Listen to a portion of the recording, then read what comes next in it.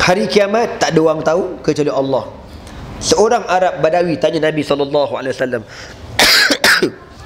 Walamma sa'alahu al-a'rabi wa nadahu bi sautin jahwari. Sekali itu ada seorang Arab Badawi panggil Nabi. Arab Badawi ni orang kampung lah. Dia kasar cakap, dia tak lembut-lembut. Ya, macam kita. Orang mana kasar? Orang negeri mana orang paling kasar? Melaka kasar ke? Dia Melaka nak katakan kasar tak juga. Cuma dia maki tu, lah habau kau, celaka kau kan. Kita pun tak tahu lah orang mana kan. Tapi kita ni biasanya lembut belaka. Orang Arab yang Badawi memang cakapnya kasar. Jadi dia panggil Nabi, ya Muhammad. Muhammad aja, tak panggil ya Rasulullah, kurang sambal. Ya Muhammad, dia panggil kan. Nabi pun jawab, ha. Nabi kata, qala Rasulullah, ha. Macam tu. Nabi pun jawab style orang tu juga, sebab bersesuaian dengan cara dipanggil tu.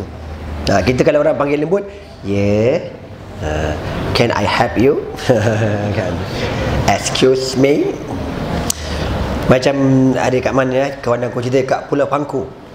Geng-geng Pangku ni kan, geng-geng sana, diorang kasar-kasar semua. Dia ceramah-ceramah tak ada lembut-lembut ni. Dia mukadimah ceramah tu kena takbir dulu. Takbir. Mukadimah kena belasah BN dulu boleh ceramah tuan-tuan.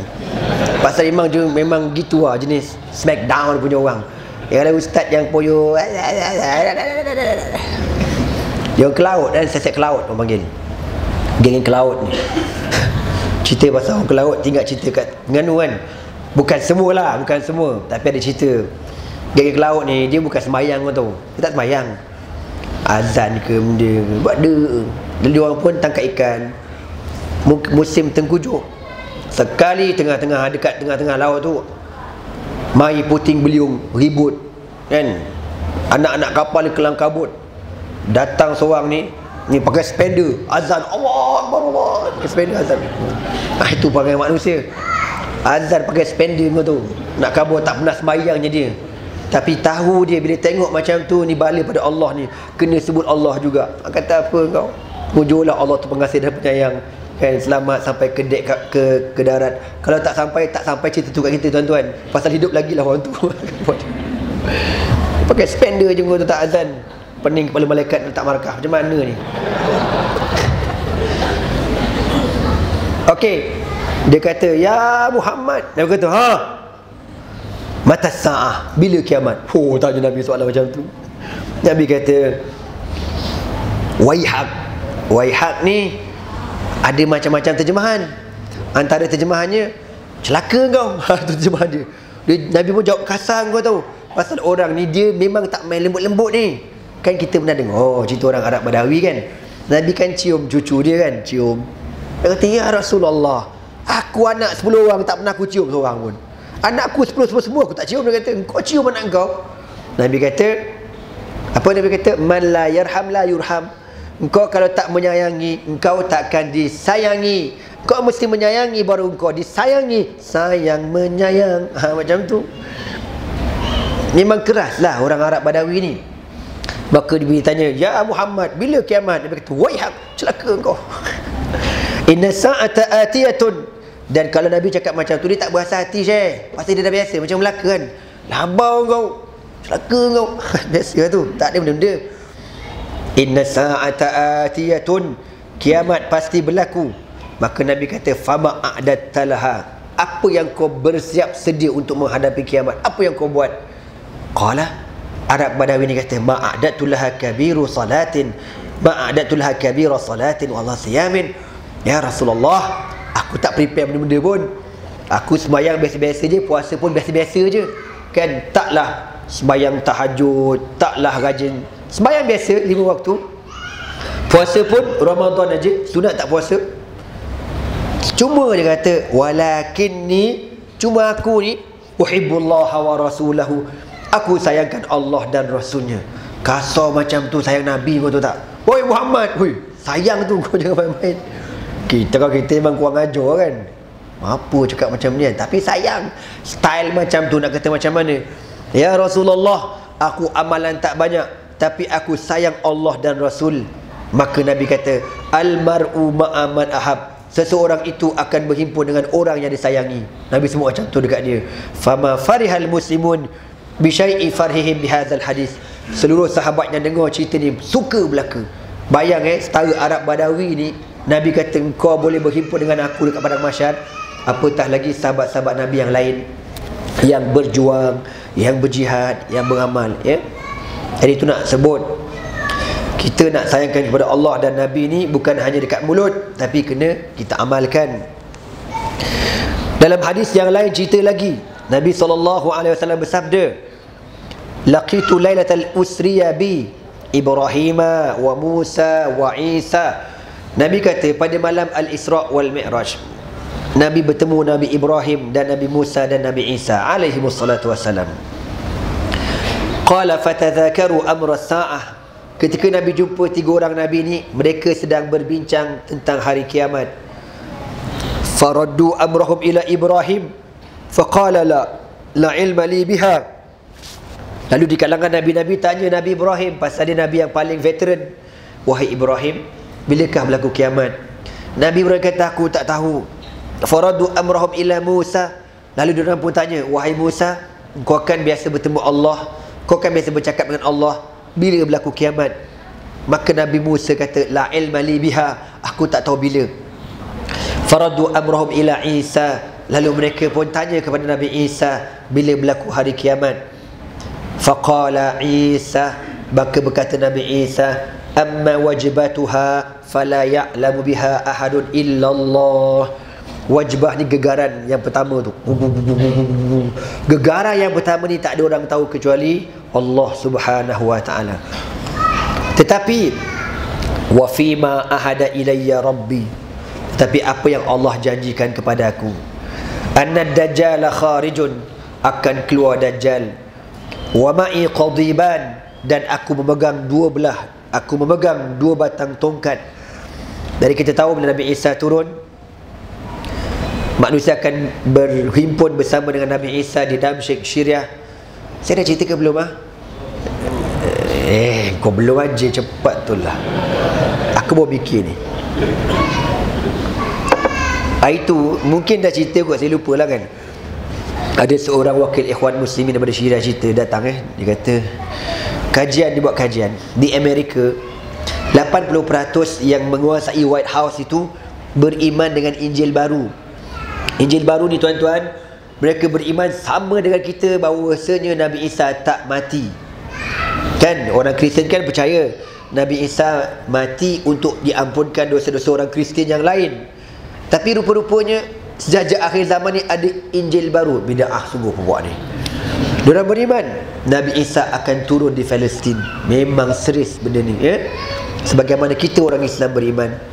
Sebab tu diorang tertunggu-tunggu sangat, bilakah berlakunya peperangan yang paling besar, Armageddon, Armageddon, kan? Cerita tentang pelaku peperangan yang besar. Kisah satu tempat di sebuah bukit di Palestin, Armageddon nama bukit itu, yang bakal berlaku fitnah peperangan yang besar. Begitu juga dengan orang-orang Yahudi. Mereka beriman bahawasanya yang turun itu bukan Nabi Isa, tapi Raja Yahudi, Raja Bani Israel. Sebagai persiapan untuk menerima penurunan raja ini, diorang gali Masjid Al-Aqsa untuk mengeluarkan balik Haikal Sulaiman, ya, istana Nabi Sulaiman yang lama. Ini dakwaan diorang, kau jangan percaya. Dan yang ketiga ialah puak-puak Syiah yang kita sedia maklum, ya. Syekh dia cerita, dia pergi Iraq sendiri, dia pergi dekat Samura nak tengok terowong yang dikatakan keluar Imam Mahdi. Rupa-rupanya bukan terowong, lubang besar ni lubang besar ni, kau tahu, dekat dinding masjid ni orang berkumpul, wahai imam, keluarlah mam, keluar mam, anybody home?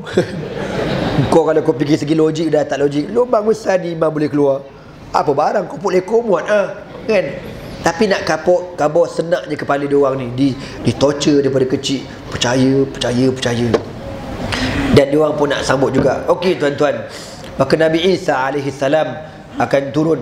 Bila dia turun, dalam hadis sebut menitis air. Dia macam baru lepas ambil uduk gitu, air menitis kan. Dia turun betul-betul dekat Damsyik. Katanya hari Jumaat, Ya, masa tu Imam Mahdi pun dah ada. Bila Imam Mahdi nampak Nabi Isa turun, Imam Mahdi suruh Nabi Isa jadi imam. Imam Mahdi dalam mazhab Ahlussunnah wal Jamaah seorang yang berketurunan Nabi SAW. Nama dia Muhammad bin Abdullah. Ya, cuma satunya benda tuan-tuan, hadis berkenaan dengan Imam Mahdi ni, kalau kita tak percaya, kita tak jatuh kufur tuan-tuan. Tapi janganlah tak percaya, tapi tak kufur. Tak macam Syiah. Syiah menjadi akidah bagi mereka. Taklah macam tu, imam itu dikatakan gaib, hilang pada tahun 260 Hijri. Ting, hilang. Sampai sekarang tak keluar-keluar lagi kat lubang tu. Kita tak. Jadi bila Nabi Isa turun, Imam Mahdi sambut dan minta supaya Nabi Isa jadi imam. Nabi Isa kata, tak, aku tak boleh jadi imam, engkau lah jadi imam. Lalu dia pun jadi imam. Ini yang ulama fiqh kata harus, kan, kalau ada dua orang yang mulia, al-fadil wal mafdul, kan, orang yang amat alim. Contoh Syekh Nuruddin, orang alim kan, aku cap dah Laut Afrika, kan, tiba-tiba Syekh Nuruddin suruh aku jadi imam, harus nak kabarnya. Walaupun aku tak nak jadi imam lah, kan, maknanya gitu. Harus. Segi kemuliaan dia mulia lagi Nabi Isa. Tapi di situlah ulama sebut juga Nabi Isa akan mengikut syariat Nabi Muhammad sallallahu alaihi wasallam. Berlakulah peperangan di Palestin. Nabi Isa kata apa? Fa iza ra'ani dhaba kama yadhubu rasas. Lalu Nabi Isa ni akan kejar Dajjal ni sampai dekat sebuah tempat nama Babu Luddin. Pintu Luddin, lam dan. Di situlah Nabi Isa bertemu Dajjal ni. Dia bukan lawan dengan Nabi Isa, kau tahu. Dia nampak je Nabi Isa, terus dia cair. Cair. Macam mana timah cair dengan api. Cair terus tuan-tuan. Macam batang lilin kena api. Cair, Syekh. Nak kabur senang sangat dikalahkan Dajjal ni. Tapi Nabi Isa lah, bukan korang, bukan aku. Hai, saya ustaz, ayah dia 3 line, saya akan kalahkan dia. Korok kering pun kabur ke dia. Kau siapa kau? Jadi tapi sebelum tu fitnah lah. 40 tahun fitnah, kan. Yaumun kasanatin wa yaumun kasyahrin wa yaumun ka usbu'in wa yaumun kabaqi ayyamikum. Nabi kata bila Dajjal tu keluar je, hari pertama macam setahun. Allah. Sahabat kata, panjangnya ya Rasulullah. Hari pertama dia keluar tu bukan 24 jam. Kau kalilah berapa? Setahun berapa hari? 360 hari. Kau kalilah berapa? Sampai sahabat kata, habis tu hari tu macam mana kita nak sembahyang? 5 waktu ke? Hash, nama kita mana 5 waktu? Kau kena sembahyang macam mana kau sembahyang 360 hari. Pening kepala, jangan fikir. Kalau rezeki kau hari tu kau keluar, hari tu kau hidup, kita suruh Jakim kira lah. Jakim pandang kira bab-bab dia tentu. Tapi hari pertama selama setahun, panjangnya, bukan 24 jam. Hari kedua macam sebulan. Hari ketiga macam seminggu. Hari keempat macam hari-hari yang lain 24 jam. Dia pergi, dia raun semua. Negara yang besar, negara yang kecil. Kalau setakat Perlis tu tuan-tuan, tak ada benda, kan. Sekali macam tu je. Simple present tense, kecil sangat. Okey, jadi dia akan cair. Qala fayahlikuhu Allahu azza wa jalla idza ra'ani. Maka Dajjal ini akan cair bila melihat aku. Hatta innal hajara wasyajara yaqul ya muslim inna tahti kafiran fata'ala faqtulhu.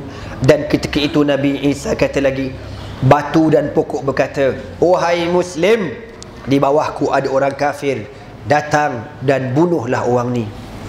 Dan benda ni pun kita dah sedia maklum, kan. Nabi kata kecuali pokok gharqad.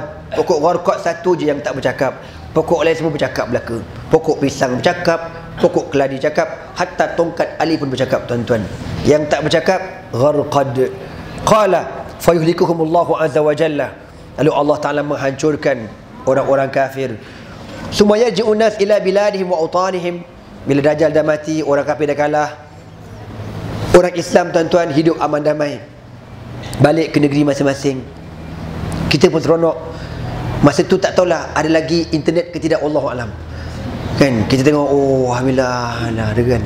Allah beri kemenangan, tengok kat Facebook, alhamdulillah video-video baru, alhamdulillah, seronok. Tapi tak dan seronok lama. Fayakhruju Ya'juj wa Ma'juj. Keluar pula Ya'juj wa Ma'juj. Nak kabarnya tuan-tuan yang kat Syria ni baru mukadimah. Nak kalahkan Bashar al-Assad, kita tak tahu. Jatuh Bashar al-Assad, berlaku fitnah lain. Anda dan kepala anda dah nampak dah fitnah tu kan. Apa yang berlaku dekat Iraq akan berlaku dekat Syria. Bom kereta sana, bom kereta sini. Dan Iran takkan duduk diam punya. Lubnan, Hizbullah takkan duduk diam punya. Dia akan hantar parasit-parasit dia untuk mengkacau bilaukan Syria. Memang confirm tuan-tuan, ujian daripada Allah Subhanahu Wa Taala. Jadi itu yang kita tengok pun dah berat, tapi besok lagi berat. Keluar Ya'juj wa Ma'juj. Wa hum min kulli hadabin yansilun. Ya'juj wa Ma'juj ni macam air sungai, dia punya laju. Ya Allah, macam apa orang panggil, macam ulat banyak kan. Sebab Ya'juj Ma'juj ni antara binatang makhluk yang Allah cipta teramat-amat subur. Dikatakan kalau ada satu kematian di kalangan Ya'juj wa Ma'juj, terus akan beranak 30 yang lain. Wah, canggih tu kan.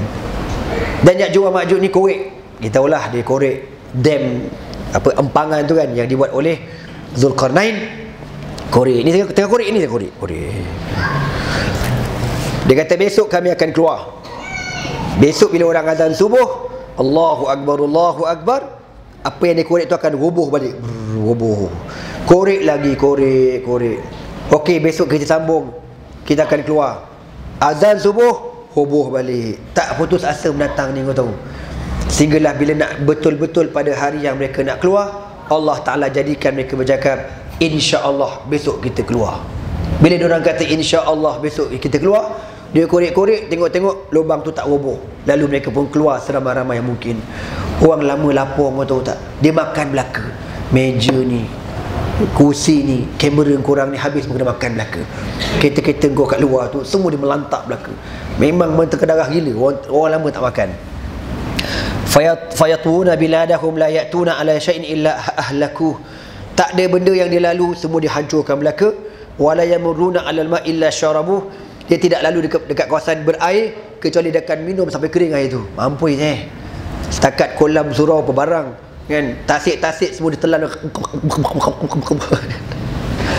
Kita tak payah tengok Ya'juj Ma'juj, kau tengok orang Arab minum.